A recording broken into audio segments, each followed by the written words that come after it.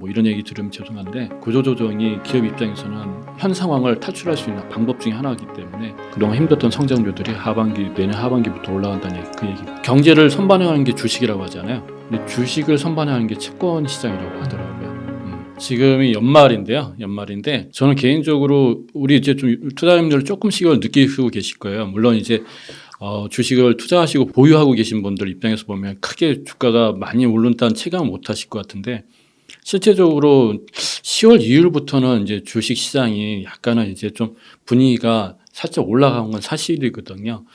그래서 뭐 이 장세가 지금 이제 12월로 이제 접어드는데 12월까지 갈 것이냐 말 것이냐 이런 얘기도 많이 하시는데 당분간은 분위기는 좀 좋지 않을까라는 생각이 듭니다. 왜냐하면 지금 이제 미 기준금리가 4%지 않습니까? 네. 4%인데 그 인플레이션, 즉 물가와 관련되어 가지고 이미 이제 잡히는 증세가 나타나고 있고 사실은 4%라고 하지만 체감은 6%, 7% 정도의 그 느낌을 받고 있잖아요. 전 세계가 다 아우성이잖아요.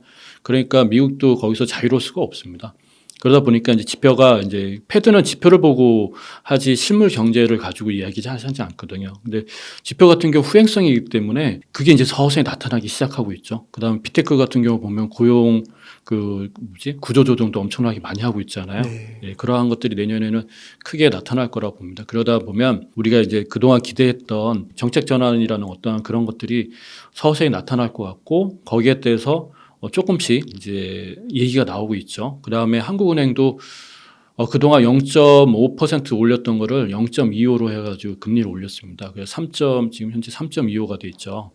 이런 것도 보면은 미국의 일방적인 걸로 따라가는 게 아니라 우리나라도 어느 정도 조절할 수 있는 역량이 발생하기 시작했다 이렇게 보시면 될 것 같아요. 그래서 네. 올해 연말 그다음에 내년에는 분명한 건 내년에는 실물 경기는 매우 어려울 겁니다. 예. 왜냐하면 금리가 좀 높지 않아요. 그러니까 금리가 다시 2%, 1% 시대라고 할 수는 없잖아요. 그러니까 높은 금리에서 계속해서 1년 더 갈 수 있거든요. 그러니까 실물 경제는 굉장히 좀 쉽지는 않다라는 얘기는 드리지만 주식시장은 오히려 이제 항상 늘 선반영이니까 진정이 이제 하락 국면보다는 이제 박스 국면으로 들어갈 것 같아요. 근데 대신 이런 거죠. 뭐냐면 변동성이 좀 클 것 같습니다. 왜냐하면은 기대치가 높지만 그러니까 이제 어느 정도 바닥 탈출은 한 것 같은데 이게 희망도 높아요. 근데 뭐냐면은 또 실물 경기가 안 좋기 때문에 조금만 뭐가 문제가 발생하면 바로 이제 그 매물 출현이 일어나거든요. 그러니까 이제 예를 들어 삼성전자 같은 경우가 5만 원에서 6만 원 간다. 그럼 6만 원에서 한번 쉬었다 가야 되고요. 또 7만 원 되면 7만 원 쉬었다 가고 그게 뭐냐 하면 이제 6만 원대 사신 분도 7만 원대 사신 분도 8만 원대 사신 분 9만 원대 사신 분 10만 원대 사신 분들이 계속해서 주식을 내다 팔 확률이 높거든요. 그러다 보니까 희망도 있지만 파는 물량도 있기 때문에 경제가 회복되지가 않았기 때문에 이렇게 변동성은 이렇게 커지지 않을까 싶습니다. 그게 이제 어느 정도 줄어드는 시점이 잠잠하는 시점이 좀 몇 년 걸릴 텐데 내년에는 아마 그래도 저점을 높여가면서 올라가지 않을까 이런 생각이 듭니다. 예.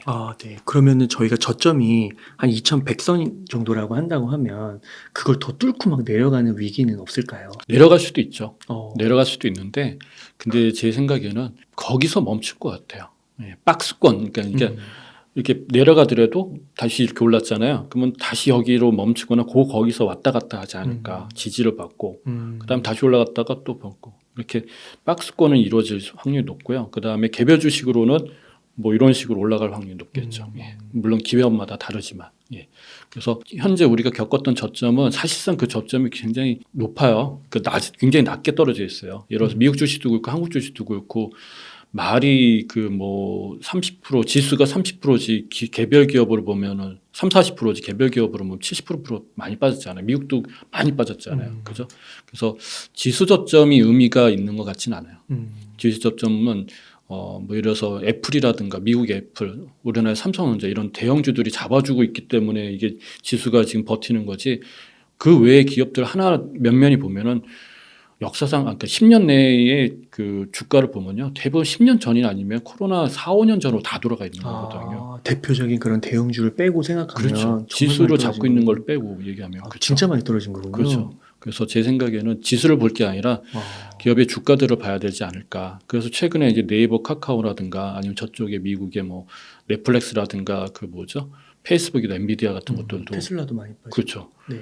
테슬라는 최근에 빠졌지만은 엔비디아라든가 얘는 $100까지 갔다 거의 100달러에 갔다가 지금 $160로 올랐거든요. 그럼 100달러 사신 분 60%의 수익이 발생하는 거잖아요. 그렇죠.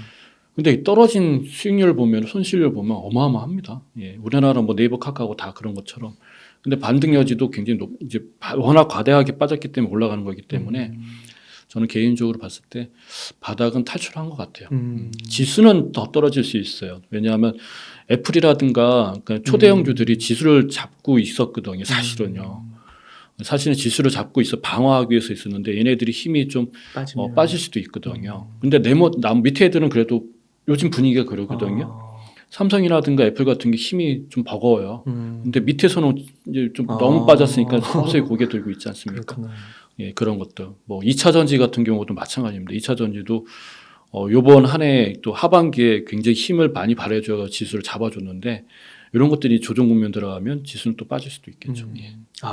그러니까 그런 대표적인 대형주들은 좀 덜 빠지고 좀 이렇게 지지를 해줬는데 어차피 이미 그 다른 애들은 이미 많이 빠져가지고 거의 바닥까지 걔는 빠졌기 때문에 더 빠질 때도 네, 사실 없는 사실은 거고 없을 것 같아요. 더 나빠질 리가 거의 없는 거고. 그렇게 보면 어떻게 보면 좀 투자를 하는데 좀 편해질 수도 있겠네요, 확실히.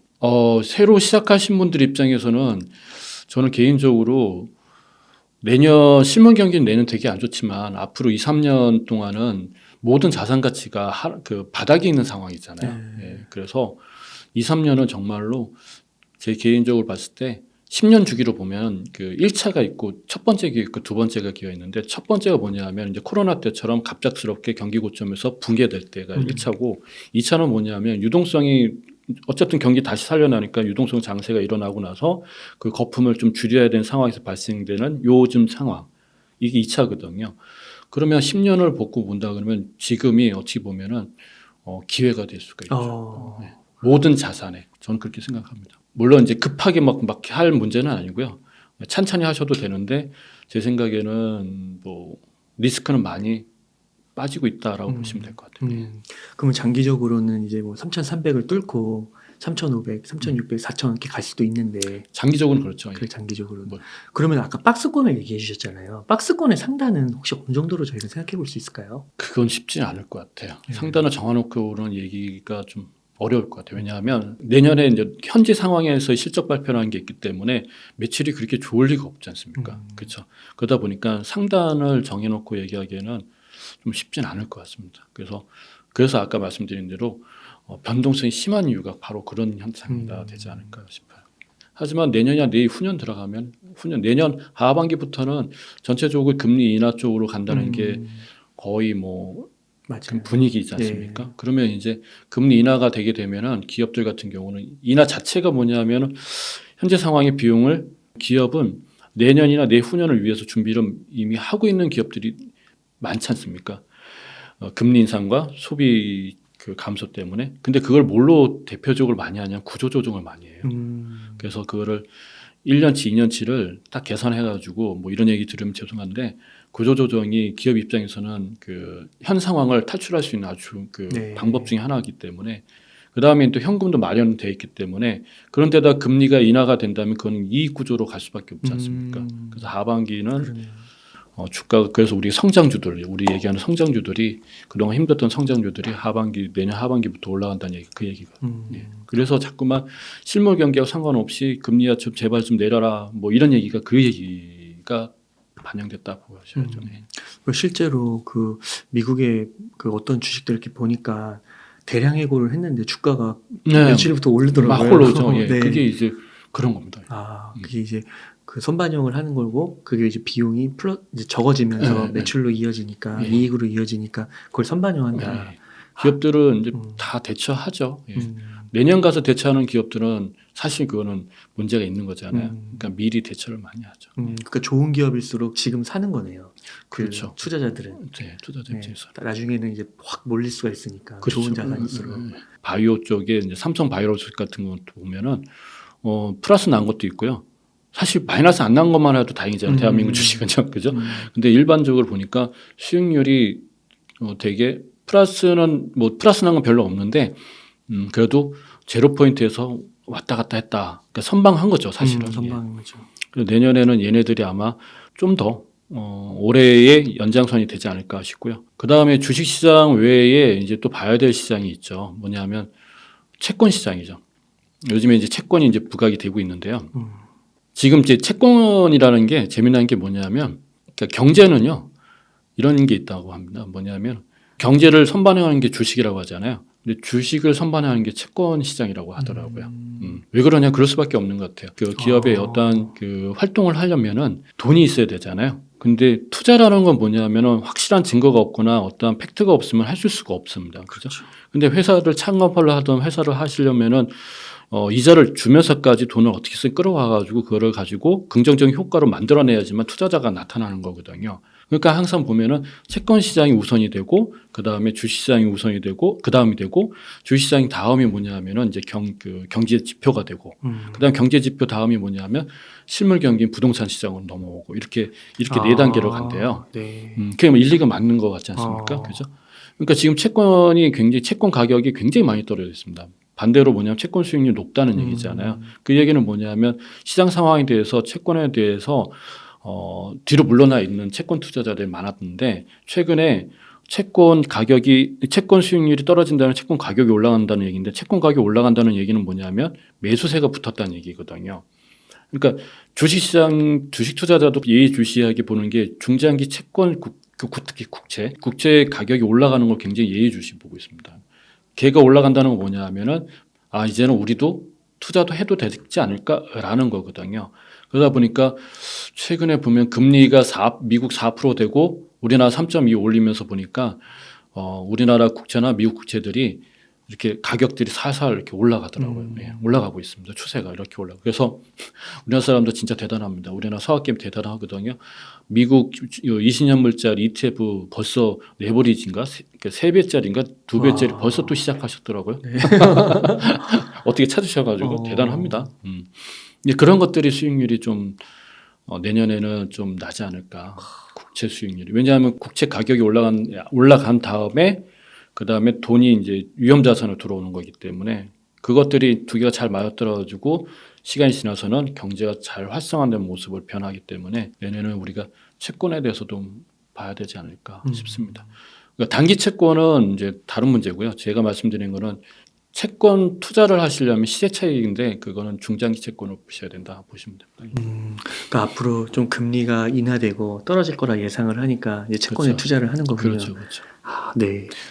채권은 여러 가지 해석을 공부 차원에 보면 여러 가지가 있거든요. 채권에 이제 지금같이 말씀드리는 어떠한 그러한 것들이 있고요. 또 하나는 뭐냐 금리를 가지고 하는 이야기가 있는데 또 세 번째는 뭐냐 하면은 채권을 사고 팔고 했을 때의 시점이 뭐냐에 따라서 경기가 좋냐 나쁘냐에 따른 그런 것도 있거든요. 그래서 채권이 사실 주식보다는 조금 더 어려운데 그러나 재미는 있어요. 공부하시는데. 그리고 또 주식을 투자하시는 데 있어 가지고 좀 더 방향타를 잡는다 그러면은 채권 공부를 좀 해보시면 좋을 것 같아요. 채권하고 주식은 이제 성장주, 그 테크주, 기술주, 그리고 필수 소비재, 헬스케어 이런 정도로 적절하게 한번 공부하시면서 담아가시면 좋을 것 같네요.